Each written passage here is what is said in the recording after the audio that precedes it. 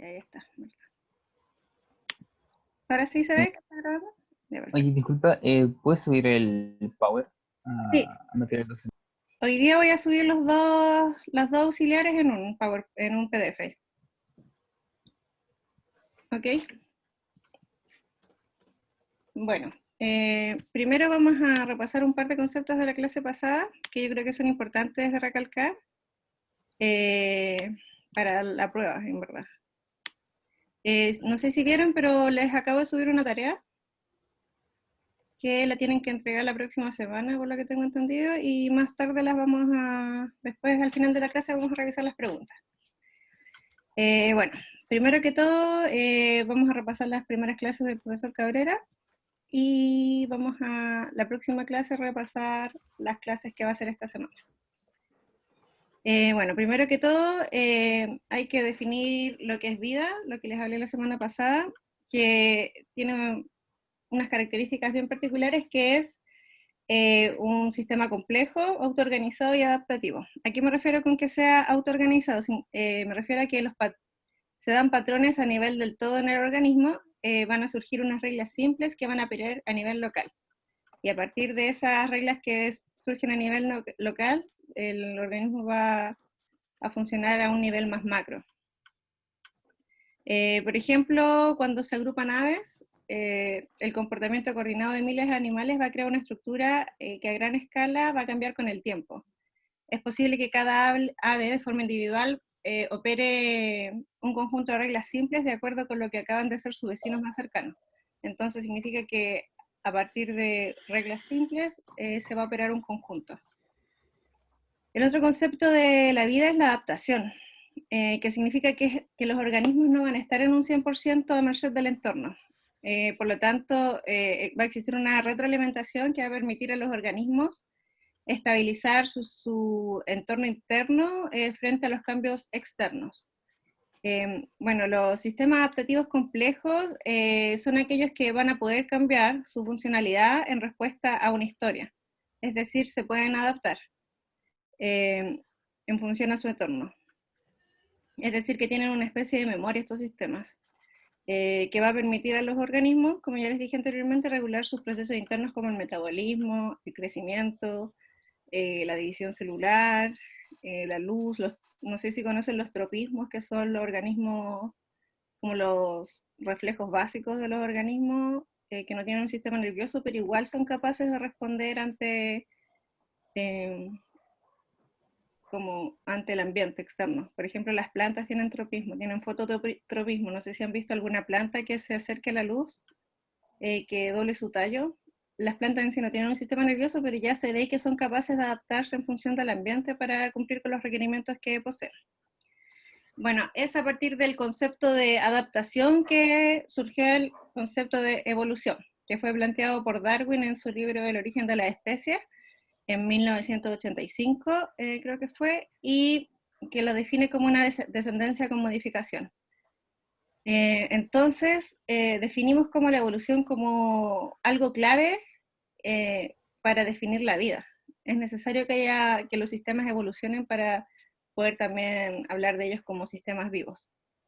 Entonces, a partir de estas características, los organismos pueden crear propiedades emergentes, a partir de la autoorganización y la adaptación que va a derivar en la evolución.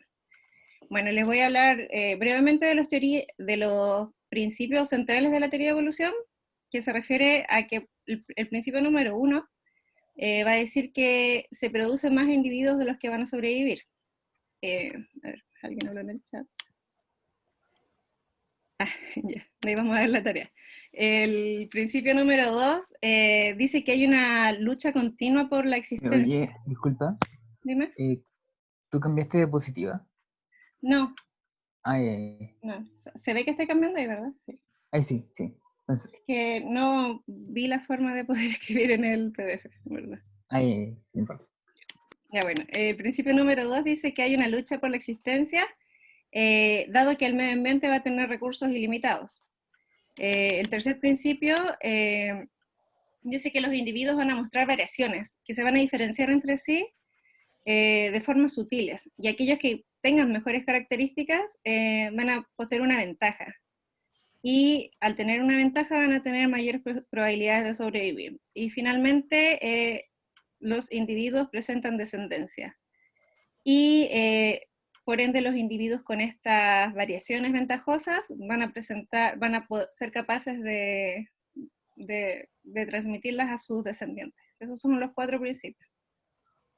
Si quieren después puedo agregar un PDF, o sea, una diapositiva con los 4 principios, y se los subo. Bueno, esto también lo vimos en la clase pasada, que es cómo evolucionan los microorganismos. ¿Alguien recuerda en base?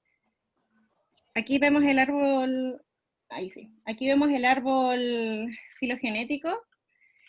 Como pueden ver, tiene 3 principales dominios, que son el Eukarya, el Bacteria y el Arquea. Tanto el Eukarya como el Arquea, o sea, el Bacteria como el Arquea, tienen organismos unicelulares en su mayoría, que lo vamos a ver por la figura de la izquierda. Y el Eukarya fue capaz de producir organismos ya multicelulares que ven aquí en esta diapositiva, en una célula en la figura de la derecha. Como ven, es mucho más compleja que las células unicelulares, o sea que los organismos unicelulares. ¿Alguno recuerda en base a qué está construido el árbol filogenético? Lo dije en la A clase la pasada. ribomal 16S, algo así, si no me equivoco. Sí, exactamente. Está construido en base a eso. Yo que ustedes tendrían ojo con ese dato porque quizás puede salir en la prueba, muy importante. Es en base al ARN ribosomal que tiene del 16S del ribosoma, la subunidad pequeña, ya que todos tienen secciones variantes y cada especie va a tener una sección similar del 16S, entonces así se van a ir ordenando. Y así también es posible ir ordenándolos en cuanto a relación con los organismos en el árbol filogenético hasta llegar a los organismos unicelulares. Entonces, ¿se escucha? ¿Sí? Sí, entonces la división del árbol filogenético es por ARN, no ADN. No, es ARN ribosomal. Vale. Específicamente el ribosoma tiene 2 subunidades y está hecho por el ARN ribosomal de la subunidad 16S, que es la unidad pequeña. Pero lo importante es que sepan que es a través del ARN ribosomal que se hacen estos árboles filogenéticos y que se pueden encontrar proximidades entre las especies. Bueno, como también les dije la clase pasada, se cree que los primeros organismos nacieron de las arqueas, que es la sección superior derecha del árbol filogenético, y se cree que eran hipertermófilos. No sé si el profesor les habló de las cavernas, o todavía no. ¿Alguien ha visto las clases del profesor? ¿O todavía no habla de esas No he hablado de de los, las ¿cómo se cosas? llama? De las ventiladas hidrotermales, pero no de las cavernas. Claro, de las fosas hidrotermales, a eso me refería. Ya, genial. Se cree que ahí se originaron los primeros seres vivos, pero claro, hay que averiguar a través de qué teoría se originaron. Como también les dije en la clase pasada, existen 2 teorías, que una es la teoría de que primero se generó las vías metabólicas, para lo que se necesitarían supuestamente catalizadores. Hoy día los catalizadores en los sistemas biológicos están representados a través de enzimas, conformadas por aminoácidos. Esos son los catalizadores actuales, pero claro, se tendría que investigar cómo se han generado catalizadores primitivos, que es exactamente surgen en esas fosas. Otra teoría es la teoría de la replicación, que primero se generó el RN, o el RN en realidad porque es más primitivo, y eso nos deriva al RNA World.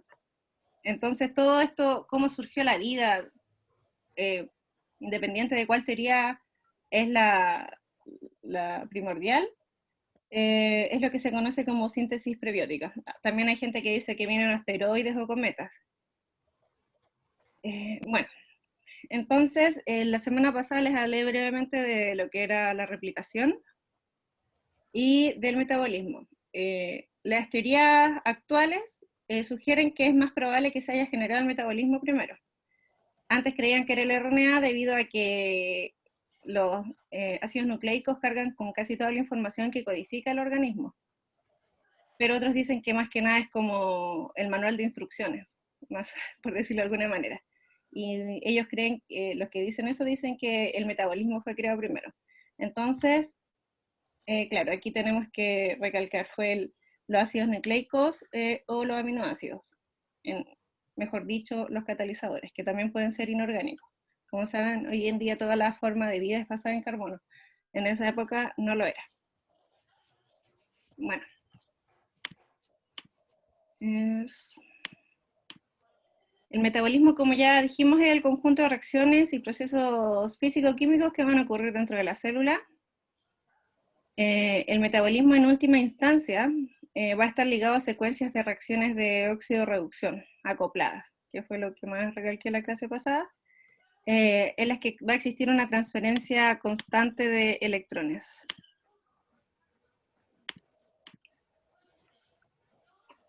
A través del metabolismo es como se organizan los organismos hoy en día.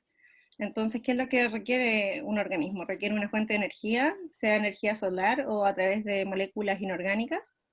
Requiere una partícula que sea una donadora de electrones, que puede ser exactamente una molécula orgánica o una molécula inorgánica. Requiere una fuente de carbono, que también puede ser orgánica o inorgánica. Entonces, a través de este mapa es como podemos clasificar al organismo, por ejemplo, foto, órgano, heterótrofo. Ya. Entonces,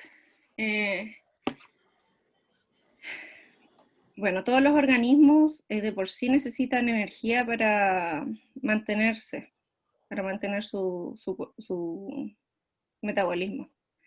Entonces, también sé que el profesor les habló de la energía libre, la entropía, la entalpía. Bueno, a partir de eso, y de que todos los organismos necesitan energía para mantener sus funciones, es que de por sí la vida no se puede considerar un sistema en equilibrio. Ya que si un sistema está en equilibrio, es imposible obtener energía de tal sistema. No hay reacción que ocurra. Van a estar los reactantes y los productos en las proporciones necesarias y van a estar, no se va a desplazar la ecuación hacia algún lado. En términos más técnicos, este equilibrio va a tener cero energía libre y máxima entropía. Prácticamente todos los procesos bioquímicos ocurren en condiciones lejos del equilibrio. Algunos son esencialmente irreversibles, por lo que no pueden llegar al equilibrio por definición, dado que algunas reacciones son irreversibles. Para ver cómo la química de la vida permite que estos sistemas vivos utilicen energía, vamos a hablar brevemente de termodinámica para repasar los conceptos que habló el profesor Cabrera. Bueno, la energía libre de Gibbs va a ser la medida de la cantidad de energía utilizable, la energía utilizable para la reacción.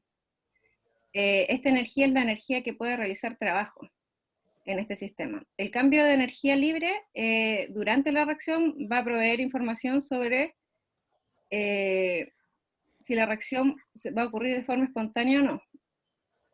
Hay que recalcar que ocurra en forma espontánea no significa que ocurra de forma rápida. Para ver la velocidad de las reacciones que existe la energía de activación. Solo vamos a saber si es espontáneo o no, dependiendo de la energía libre que tengan los reactivos y los productos. Si los productos poseen menor energía que los reactivos, se va a dar un delta G negativo, que es efectivamente una reacción espontánea. Bueno, en otras palabras, este delta G va a ser el cambio de energía libre de un sistema que va a un estado final de los reactivos a un estado final que van a ser los productos. Este valor nos indica la máxima energía utilizable liberada para ir de un estado inicial a un estado final. Además, su signo, como ya les dije, nos va a decir si la reacción va a ocurrir espontáneamente, es decir, sin energía adicional, o si va a requerir energía inyectada al sistema. También el profesor les habló de los sistemas cerrados, abiertos, en otras clases. Sí, ¿Mm? ¿Sí? sí lo mencionó. Ah, genial. Ya, bueno. Algo Una importante, pregunta. dime. Era sobre la definición de reacción espontánea. Se supone que eso es cuando la reacción no necesita energía para iniciar. Claro, es como tú dejas una pelota en la cima, tú no tienes que ejercer ninguna fuerza tú, la pelota va a caer. Entonces, eso es como uno podría definir que es una reacción espontánea. Va a pasar de reactantes a productos sin necesidad de inyectarle energía al sistema. ¿Y la reacción siempre produce energía? ¿O ese no es parte de la definición? Sí, también, produce energía. Cuando hay un delta G negativo, va a ser liberada energía de la reacción. Se denomina reacción exergónica. Cuando hay que inyectarle energía a la reacción para que ocurra, es necesario entrar energía a la reacción y eso se denomina una reacción endergónica. Ah, ya, ok. Sí, lo que es distinto todos estos términos están relacionados, la energía libre de Gibbs, la entalpía y la entropía. Esa energía, por ejemplo, en una reacción exergónica, puede ser liberada en forma de calor, que es lo que conocemos como entropía, o sea, entalpía. ¿Sí? La Ya. entalpía es el delta H, la entropía es el delta S y la energía libre de Gibbs es el delta G.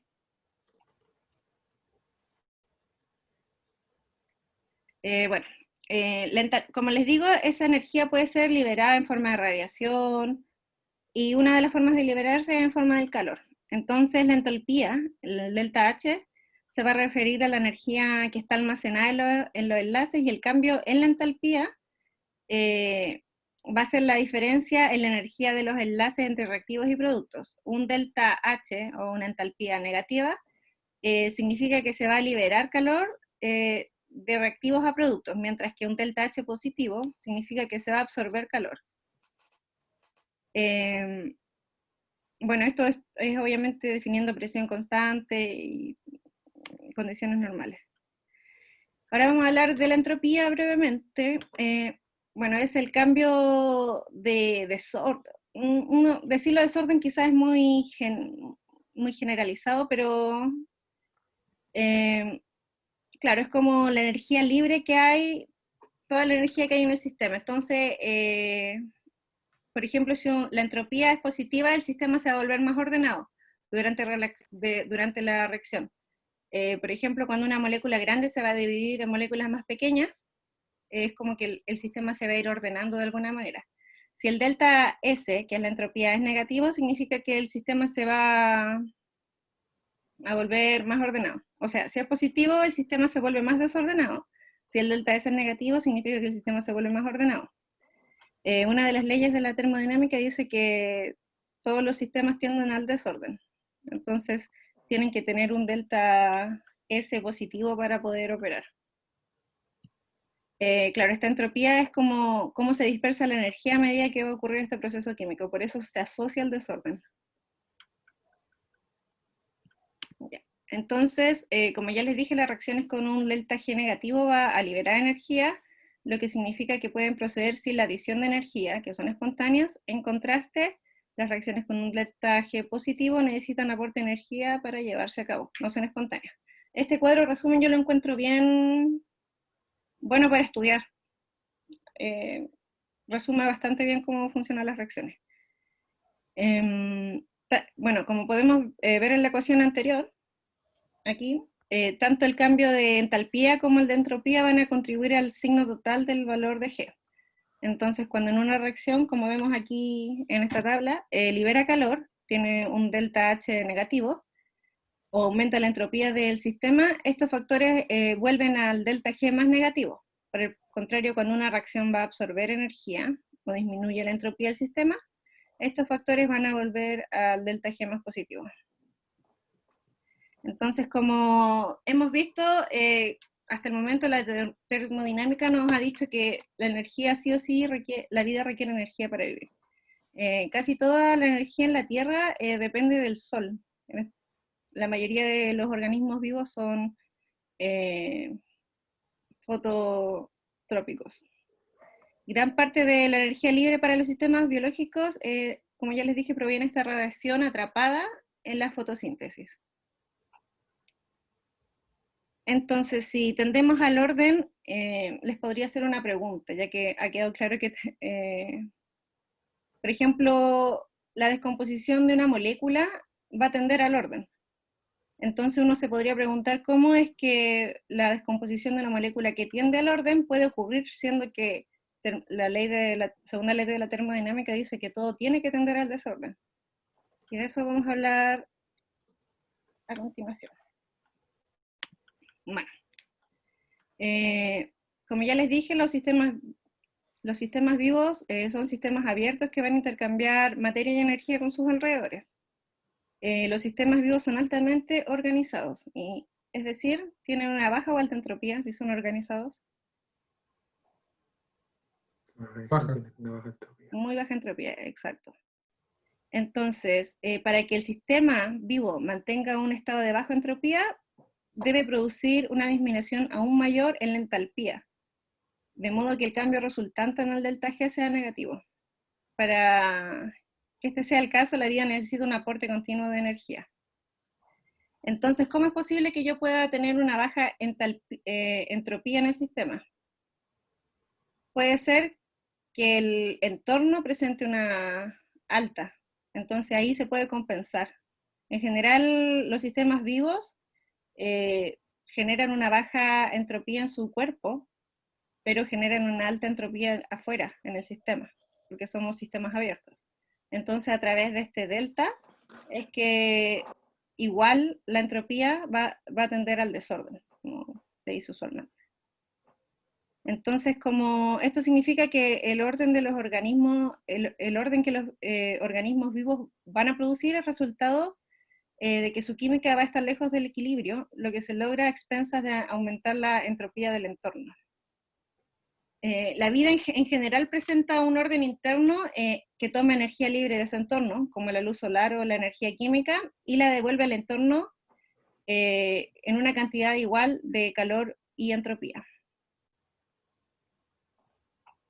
Entonces, hay cálculos termodinámicos detallados que muestran que la entropía neta de un sistema viviente más su entorno tiende a aumentar. Eso ya son teorías en verdad.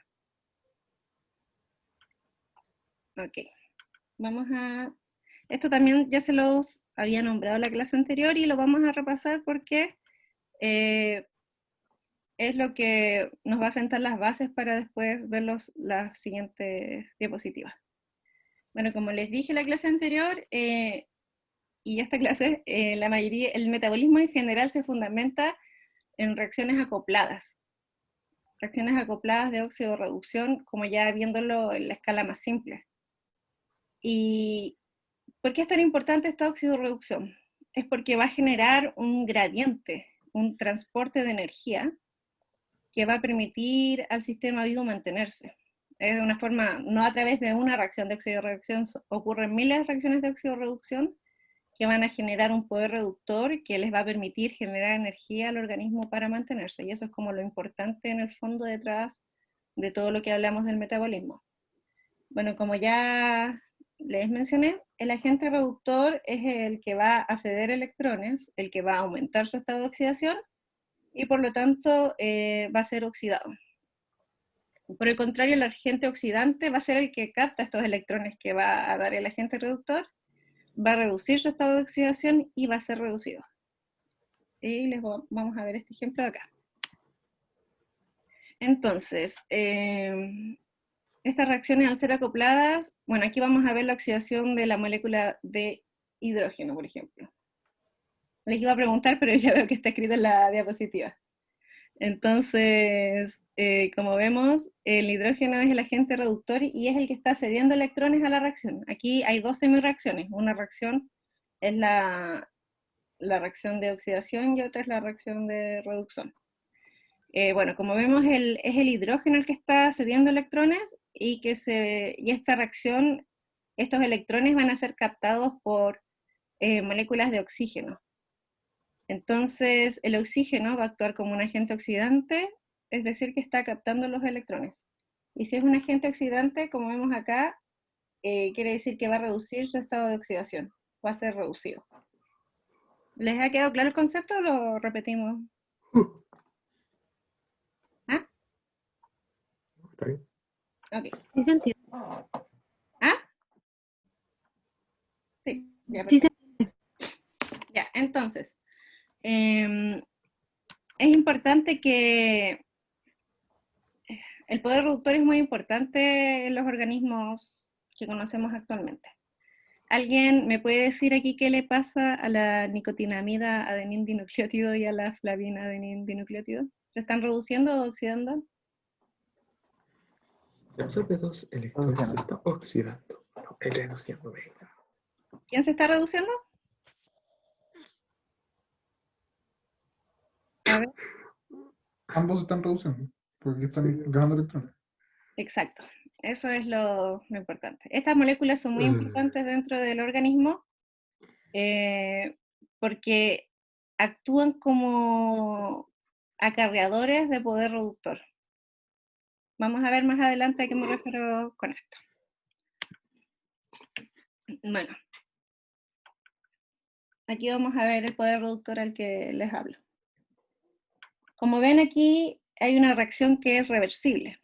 Entonces, cuando el NAD se encuentra oxidado, es que va a captar estos electrones y va a quedar reducido.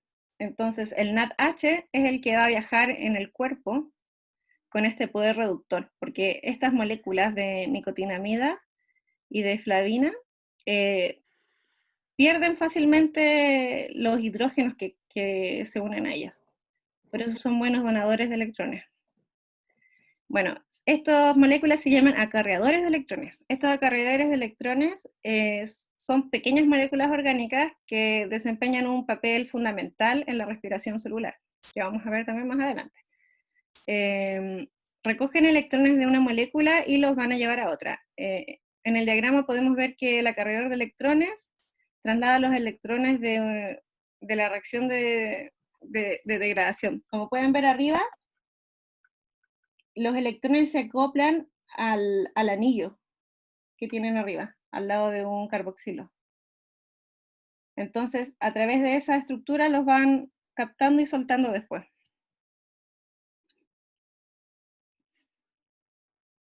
Entonces, cuando NAD y FAD recolectan electrones, también ganan uno o más átomos de hidrógeno y cambian a una forma ligeramente diferente, que es el NADH o el FADH2. Y cuando van a entregar electrones, regresan ordenadamente a su forma original, que son estos iones de NAD y FAD. A ver. Entonces, ¿en qué se fundamenta esto del poder reductor? Se fundamenta en este potencial redox. En verdad se llama potencial de reducción, y el potencial de reducción también se puede llamar potencial de oxidación, dependiendo del signo. Bueno, el potencial redox se define a partir de este potencial de reducción, que es la tendencia que estas especies químicas tienen a ganar o a ceder electrones. Y este potencial se va a medir en milivolt. ¿A qué se refiere? A la facilidad con que un átomo o una molécula gana un electrón y por lo tanto reduce su potencial de reducción, que es sub cero. El potencial de reducción se mide en relación a la tendencia de donar protones.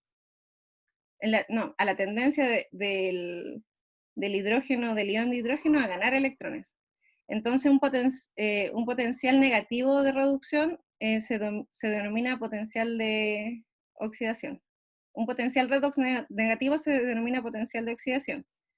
Y un potencial redox positivo se denomina potencial de reducción. Bueno, esta es la ecuación general que define este potencial. El N va a ser el número de electrones involucrados en esta reacción, ya sea tanto si se aceptan los electrones o si se ceden. F es la constante de Faraday, que es como la magnitud de la carga eléctrica acarreada por los electrones. Ya, entonces si dos semireacciones, vamos a ver la siguiente diapositiva. En general, como ya les dije, estas reacciones vienen acopladas. Entonces, si dos semireacciones se acoplan en una reacción redox, los electrones fluyen espontáneamente de la semireacción con potencial de reducción más bajo a la que tiene el más alto. En otras palabras, en la dirección de la oxidación a la reducción. Esta dirección de transferencias de electrones total, no de las semirreacciones, sino de la reacción general, puede tener, genera un delta E. Y ese delta E se va a relacionar también con la energía libre de Gibbs, como vamos a ver ahora. Una pregunta. Dime. No escuché lo anterior, pero ¿el potencial era positivo cuando la especie podía adquirir o ceder electrones? Es positivo si se reduce. Mira, aquí tengo un ejemplo que te voy a mostrar después. Entonces, el potencial es positivo cuando se reduce, o sea, cuando va a captar electrones. Ah, ya, ok. O sea, ya, entiendo. Más adelante, de hecho aquí tengo el ejemplo. ¿Ves? El potencial es positivo, el E, al captar electrones, o sea, cuando se está reduciendo. Y es negativo al ceder electrones, cuando se está oxidando. Entonces, se le dice potencial redox, o le puedes decir potencial de reducción si el delta E, si el E es positivo, o potencial de oxidación si este E es negativo. Ya, ok. Gracias. Ok. Entonces, esto es lo importante. Es que estos potenciales de reducción se acoplan a cambios en la energía libre. Entonces, los potenciales de reducción más negativos corresponden a una mayor energía libre. Las reacciones con potenciales de reducción muy negativos consisten en un oxidante débil en general acoplado a un reductor fuerte, por lo que son potentes donantes de electrones. Las reacciones redox con potenciales de reducción muy positivos consisten en oxidantes fuertes con reductores débiles, por lo que serán aceptores de electrones potentes. Por lo tanto, si tengo un delta E positivo, significa que voy a tener un delta G negativo. Como ven, son inversamente proporcionales. Aquí en el dibujo se puede ver, lo estaría apuntando, pero no vi cómo. A medida que va a aumentar el potencial, se va a reducir el delta G. Entonces, si yo tengo un potencial positivo, mayor que 0, y un delta G negativo, voy a tener una reacción exergónica. Entonces, la energía libre va a estar disponible para realizar este trabajo químico. En cuanto mayor sea la diferencia del potencial de reducción de las dos semirreacciones, mayor va a ser la tendencia de estos electrones a fluir espontáneamente entre estas reacciones y generar aún más energía libre. Entonces, de esto también podemos ver que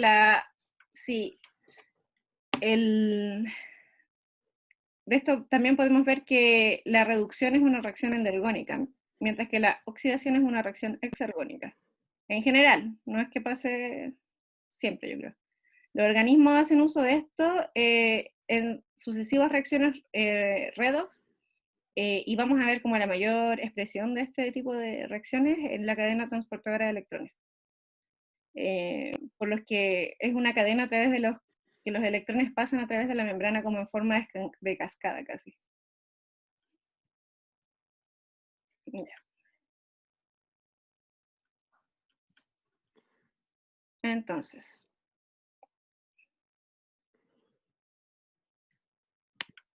aquí ya les expliqué, como pueden ver este ejemplo, las reacciones positivas con un delta E negativo son reacciones que ceden electrones, y con un delta E positivo es que captan electrones. Ya. Entonces, vamos a hablar del ATP ahora. También lo habíamos visto en la clase pasada. No sé si se acuerdan, ¿qué reacción de estas es la endergónica y cuál es la exergónica? ¿Cuál sería cuál? A ver.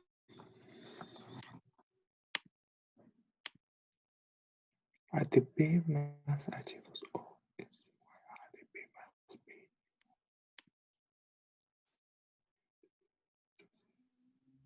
¿Alguien apuesta?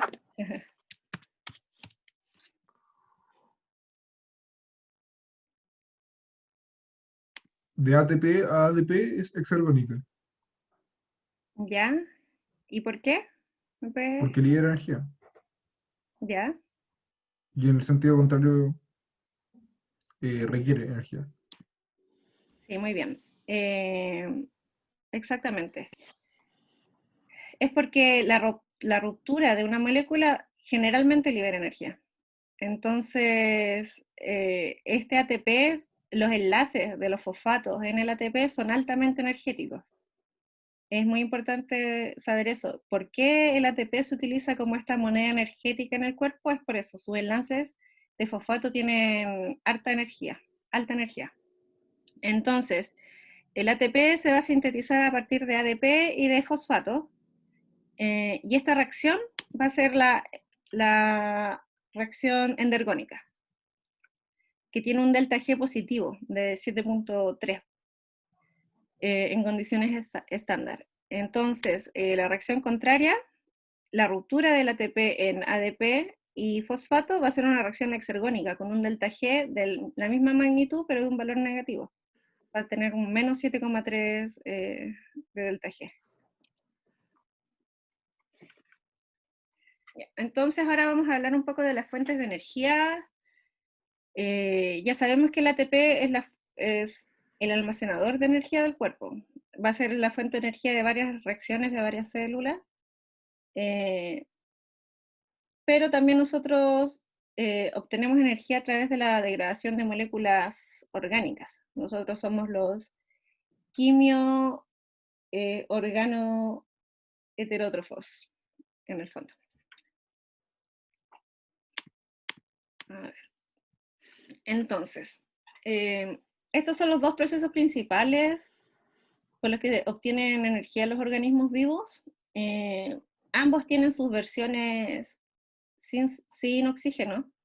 En el caso de la respiración se llama fermentación, pero dado que vivimos en un ambiente bien oxigenado, estas dos son las principales reacciones que utilizan los seres vivos para obtener sus energías. Entonces, en la fotosíntesis este CO2 va a ser reducido, y en la respiración el carbono orgánico es oxidado, es decir, es pasado a moléculas más simples. Entonces, como dijimos, si es oxidado, ¿qué tipo de reacción es? Reducción. ¿Es exergónica o endergónica? En general, si se oxida, exergónica, ¿no? Sí, muy bien, es exergónica. Entonces, bueno, este carbono va a ser oxidado en la respiración y el CO2 va a ser reducido en la fotosíntesis. Ya. Primero vamos a hablar de la fotosíntesis brevemente. Bueno, la fotosíntesis, como ya saben, es como la captura de energía solar a través de los fotones para construir moléculas orgánicas a partir de dióxido de carbono. Esta captura de energía solar en forma de fotones es la que denominamos fotosíntesis en presencia de oxígeno. Entonces, la fotosíntesis en el fondo es la que genera las moléculas orgánicas a partir de moléculas inorgánicas. ¿Ustedes creen que en el proceso general la fotosíntesis sería endergónica o exergónica?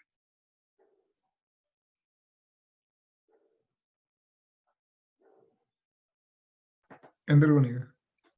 Endergónica. ¿Por qué? Porque estamos haciendo en este caso, o qué hace la Está célula. acumulando la energía. Está acumulando la energía proveniente de la luz. Claro, Las moléculas. lo que hacemos es construir moléculas más complejas, en general. Entonces, al construir moléculas más complejas, estamos haciendo una reacción endergónica y promoviendo el anabolismo. Bueno, muchos organismos hoy en día hacen fotosíntesis, esto incluye a bacterias, algas, todas las plantas verdes de la Tierra hacen fotosíntesis. Entonces, claro. Ah, es una reacción exergónica, yo me equivoqué. Aquí les voy a explicar por qué. ¿Por qué sería una reacción exergónica? Lo que tiene contrario a las reacciones espontáneas es que tiene una entropía negativa. Como ya dijimos, la entropía para las reacciones favorables tiene que ser siempre aumentar, como por la segunda ley de la termodinámica, la entropía siempre aumenta en los sistemas. Entonces, ¿cómo se puede dar que la fotosíntesis, que uno pensaría que es una reacción endergónica, sea una reacción exergónica. No tiene mucho sentido como a simple vista, dado que la entropía que genera es negativa. Lo que pasa es que, como pueden ver, recibe demasiada energía en forma de radiación y libera mucha energía en forma de calor, la fotosíntesis. Entonces, es un sistema abierto donde dentro del sistema está generando baja entropía, porque está tendiendo a ordenarse.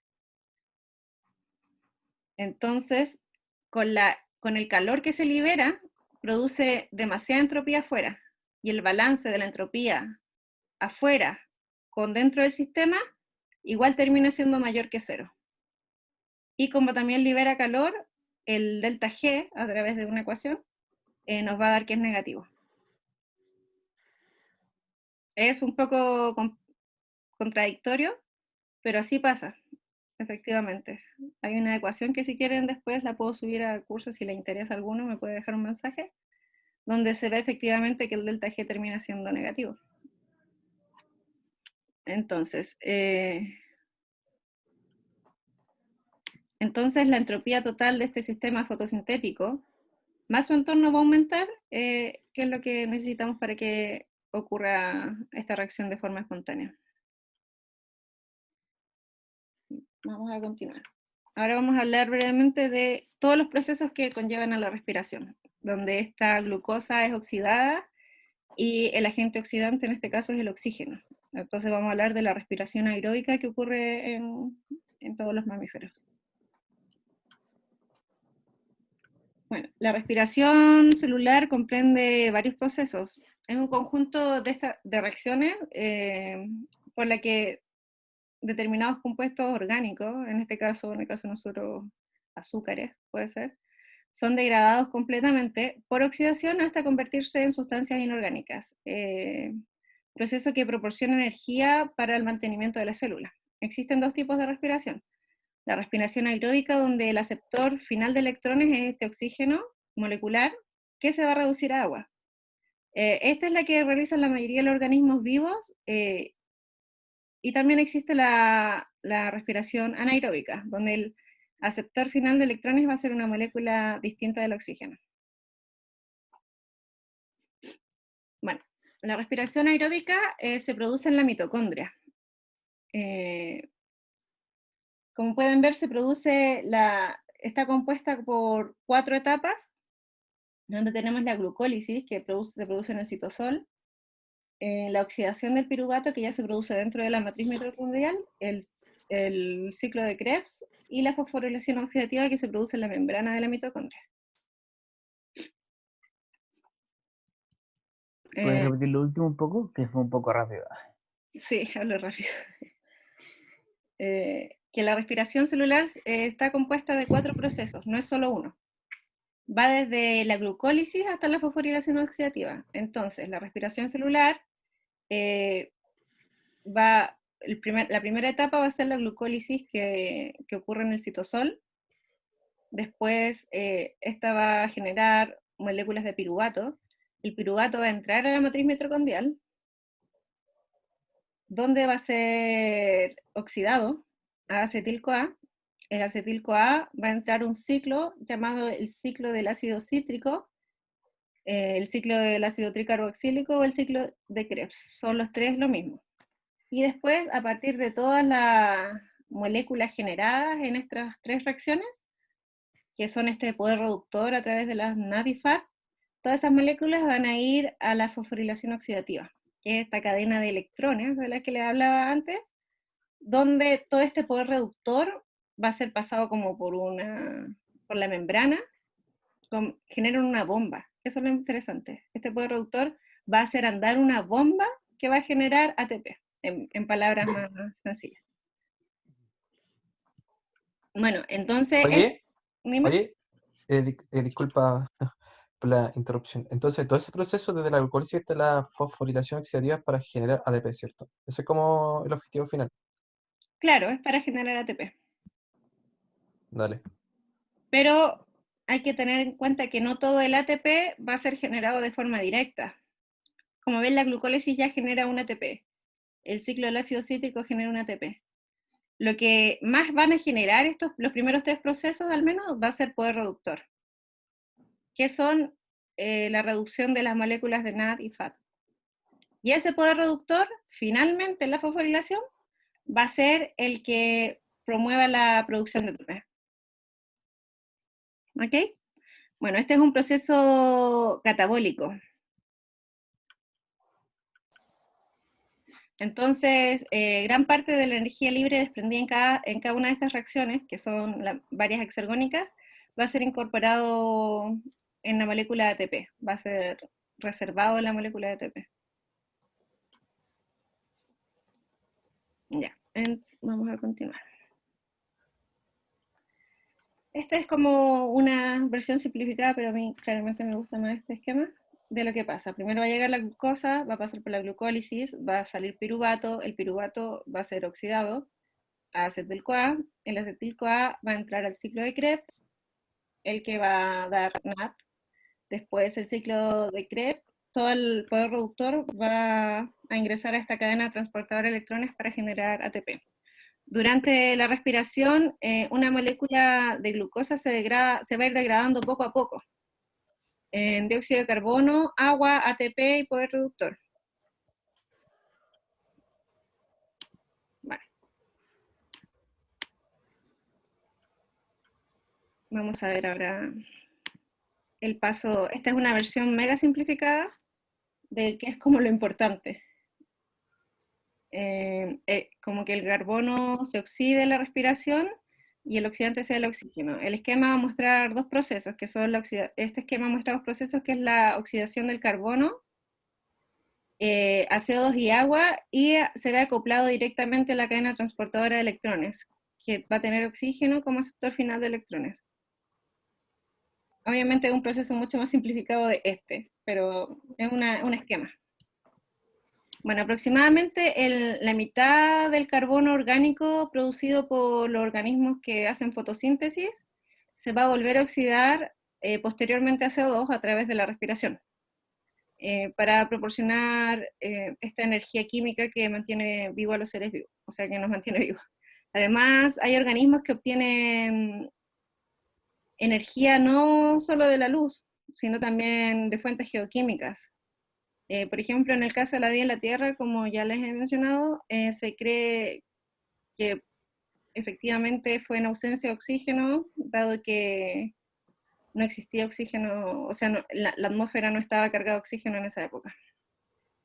Bueno, hasta todo lo que llevamos, la clave hasta ahora del metabolismo es que en última instancia está vinculado a secuencias de reacciones acopladas de oxidorreducción, a través de las cuales se van a transferir estos electrones para generar energía.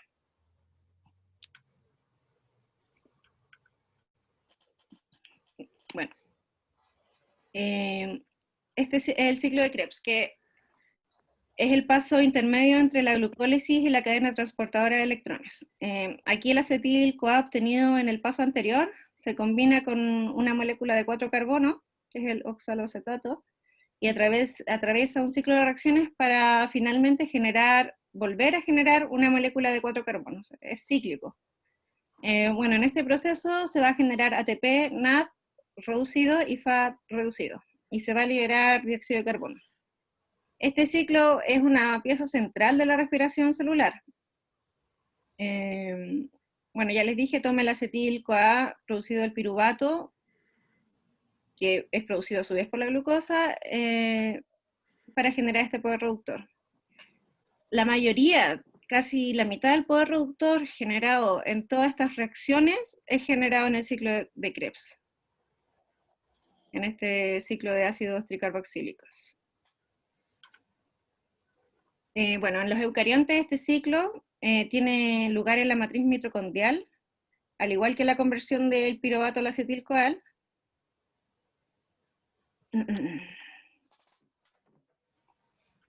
Ya, aquí. Bueno, esta es la ecuación general de lo que resulta de este ciclo. La mayoría de la oxidación del carbono va a pasar en el ciclo de Krebs. Entonces, les voy a preguntar. Aquí recién obtenemos GTP. ¿Por qué es tan importante este ciclo si no genera tanta energía? ¿Alguien me podría explicar eso?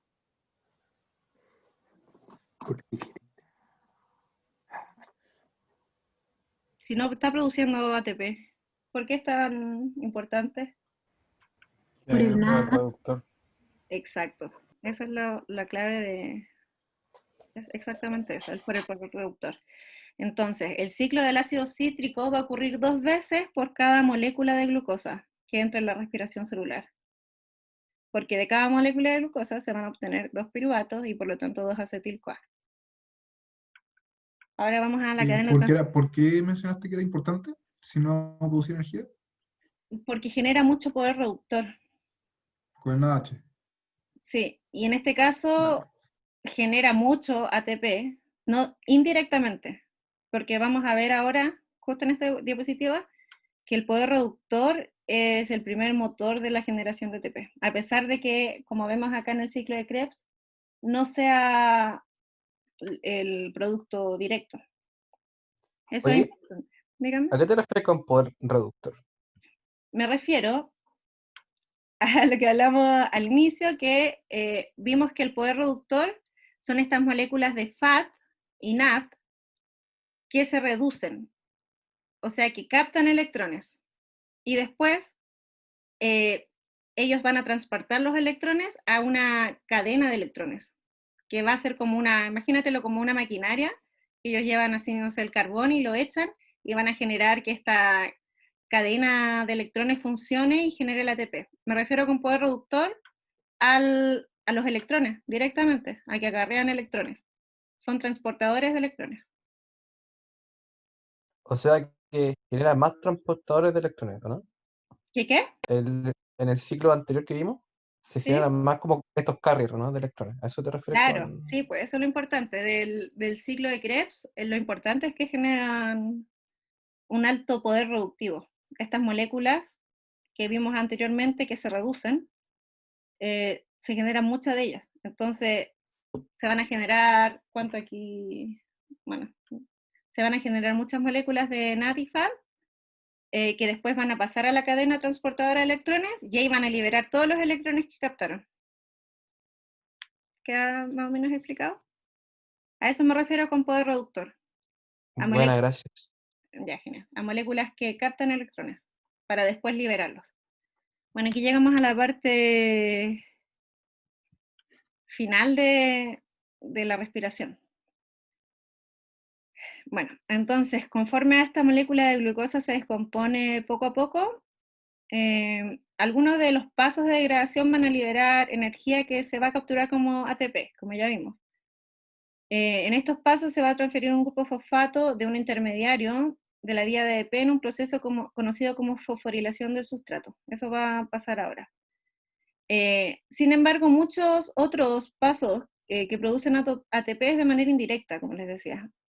¿Y cómo lo producen de manera indirecta? A través del poder reductor para llegar a la cadena transportadora de electrones y dar como la materia prima para que esta cadena transportadora de electrones funcione y genere ATP. Ya bueno. Los acarreadores de electrones van a transportar los electrones hacia un grupo de proteínas que se encuentran en la membrana al interior de la mitocondria, en la membrana mitocondrial. Esta membrana con todas esas proteínas insertadas en ella es lo que se llama cadena transportadora de electrones. Al moverse a través de la cadena de transporte de electrones, estos se desplazan a niveles de energía más altos a niveles más bajos, y al final se van a transferir al oxígeno y se va a formar agua. Entonces a eso se refiere con que el oxígeno es el aceptor final de los electrones. El oxígeno los capta para transformarse en agua. Bueno, como ya vimos, el NAD y FAD son producidos en los pasos anteriores, van a depositar sus electrones en esta cadena y van a regresar a sus formas vacías. Es decir, van a volver a oxidarse, van a perder los electrones y van a quedar listos para volver a recibir más. Aquí todo es reciclable. Bueno, entonces cuando un electrón pasa por la cadena transportadora de electrones, la energía que libera se va a utilizar para bombardear protones hacia el exterior de la matriz mitocondrial para formar un gradiente electroquímico. Cuando los protones fluyen por el gradiente, pasan a través de una enzima llamada ATP sintasa, que es la que vemos al final del esquema, que va a proporcionar energía para la síntesis de ATP. Este proceso se conoce como fosforilación oxidativa. Eso, principalmente. Al final de esta cadena de transporte de electrones, el oxígeno recibe los electrones y recoge protones que hay por ahí dispersos y forma agua.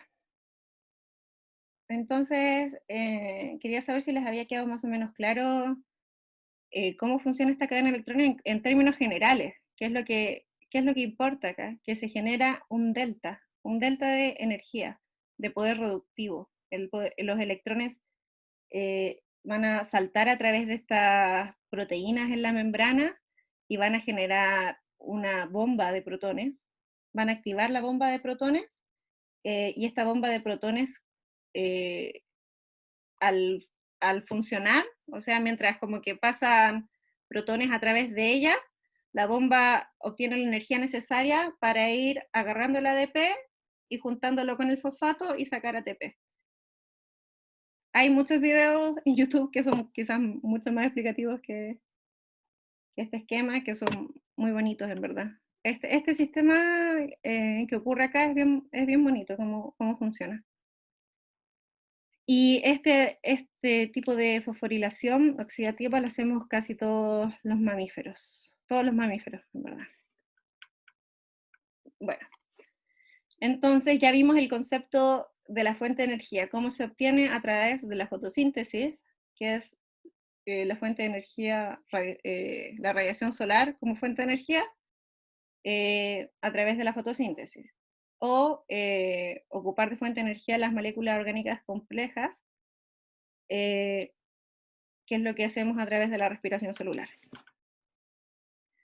Bueno, también hay otros procesos, además de la fotosíntesis y la respiración, como ya les he hablado. Tanto la fotosíntesis como la glucólisis pueden ocurrir en ausencia de oxígeno. Por ejemplo, la glucólisis en ausencia de oxígeno se denomina fermentación. La fermentación, ¿alguien me puede dar un ejemplo así muy conocido de fermentación? Ocurre fermentación en muchos procesos químicos, en muchos productos que consumimos, son a partir de la fermentación. ¿Alguno tiene alguna idea? El vino, la cerveza. Exacto, el vino, la cerveza, el pan. También El pan. existe la fermentación láctica en nuestro cuerpo. Cuando hacemos mucho ejercicio, nuestros músculos a veces se quedan sin reservas de oxígeno. Entonces, al quedarse sin reserva de oxígeno, en vez de respiración, desvían su ruta y hacen fermentación láctica. Y esta fermentación láctica va a generar ácido láctico que se acumula a veces en los músculos en forma de cristal. Y este cristal es lo que hace que a veces nos duelen los músculos al día siguiente de hacer harto ejercicio. Es un dato interesante. Bueno. Entonces aquí, como ven, hay una fotosíntesis oxigénica, una fotosíntesis anoxigénica. En el fondo, lo que es necesario aquí es generar intercambios, o sea, un delta de potencial, redox, que lo que va a generar finalmente es generar un delta de energía libre que va a permitir que todas las reacciones de nuestro cuerpo puedan ocurrir de forma espontánea y generar energía a través de ellas. Bueno, entonces llegamos al final y les quería preguntar si hay requerimientos universales para la vida. ¿Qué creen ustedes? Ya sabemos que toda la vida que conocemos en la Tierra al menos se basa en carbono. Entonces podríamos decir, ¿es la molécula de carbono fundamental para todas las vidas? ¿O es el agua, que es nuestro solvente universal, fundamental para todas las vidas? ¿Qué creen ustedes? ¿Cómo podrían conseguir otra forma de de vida. Aparte, ¿qué hace especial al carbono y al agua? Les dejo esto como tarea para la próxima vez que nos veamos. ¿Qué es lo que hace al agua de solvente universal? ¿Qué es lo que hace al carbono como la molécula principal de la vida que conocemos? ¿Podrían existir otras fuentes? Esto se los dejo recalcado porque me parece que es bien interesante y quizás podría salir en una próxima evaluación. Así que les recomiendo que lo estudien. ¿De acuerdo? Vale. Ya. Ok. Ahora vamos a repasar, voy a mostrarles la tarea.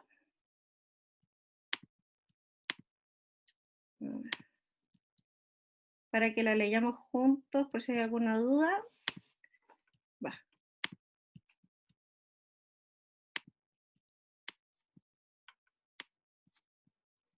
La tarea, acá está. ¿Alguno ya la revisó?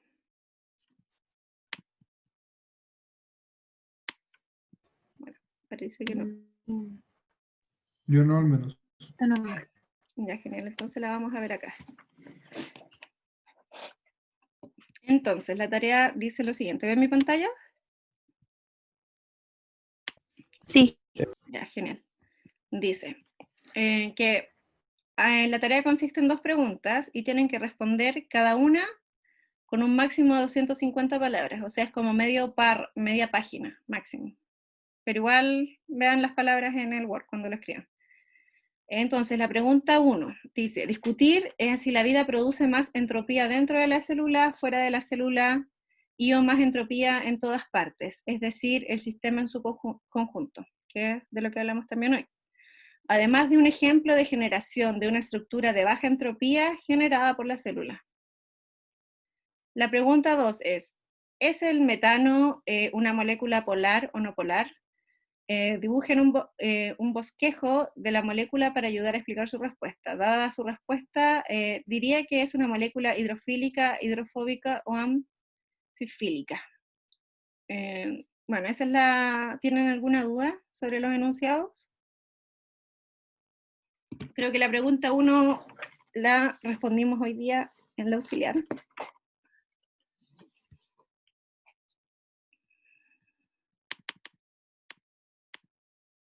¿Alguna duda, chicos? ¿Está todo claro? Anfifílica es como la combinación entre hidrofílica y hidrofóbica, ¿no? Claro, es como mitad, como los fosfolípidos, que tienen una parte hidrofílica y una hidrofóbica.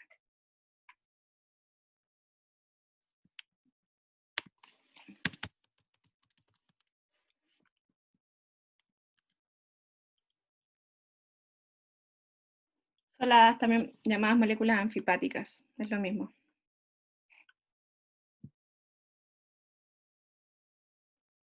Acuérdense que cuando hablamos de entropía, si bien no está bien decir que solo se trata del orden y desorden, es una buena forma de guiarse a lo que, como para entender si está disminuyendo o aumentando la entropía del sistema. En general, si pasamos de moléculas complejas a moléculas simples, se está disminuyendo la entropía. Mientras más ordenado el sistema, menor va a ser la entropía. No es tan correcto decir lo que dice el profesor Cabrera en Merrotería, diciendo que no se trata todo de orden, pero es una buena guía para poder responder estas preguntas, para entender los procesos en general. Bueno, entonces, si no hay más dudas, alguna duda de la clase, voy a subir esta grabación. Yo creo que a material docente, y voy a subir la clase 1 y 2, el PDF, ya que estaban bien relacionadas una con la otra. ¿Alguna otra duda, chicos?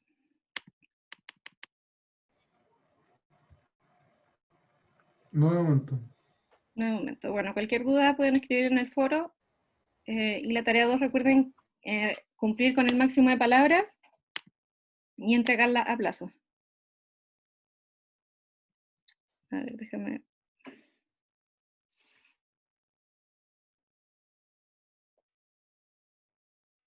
Bueno, me preguntan por el foro, ¿cómo era eso de las moléculas y la entropía? Mientras más ordenado sea un sistema, tienda al orden, menor entropía va a tener, en general. ¿Verdad? Por ejemplo, lo que hablamos de la fotosíntesis.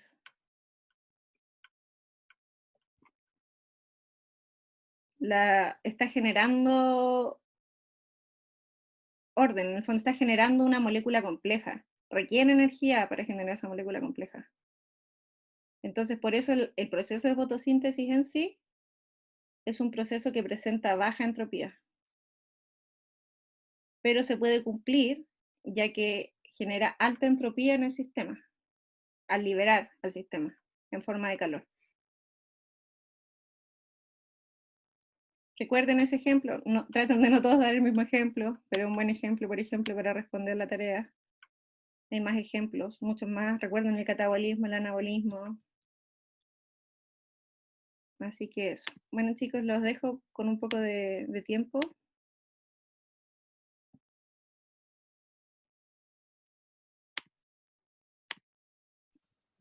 Hay una pregunta en el chat, parece. Eso estoy bien. Ya, mira. La producción de moléculas complejas, yo diría que en general sí. Ahora no quiero caer en la mentira de decirle que siempre es así, porque no conozco todos los ejemplos, pero yo diría que en general la producción, las rutas anabólicas generan baja entropía, que es lo que yo me rijo más por el anabolismo y el catabolismo. El catabolismo es la degradación, el anabolismo es la construcción, requiere energía, es complicado de hacer, va a generar más orden.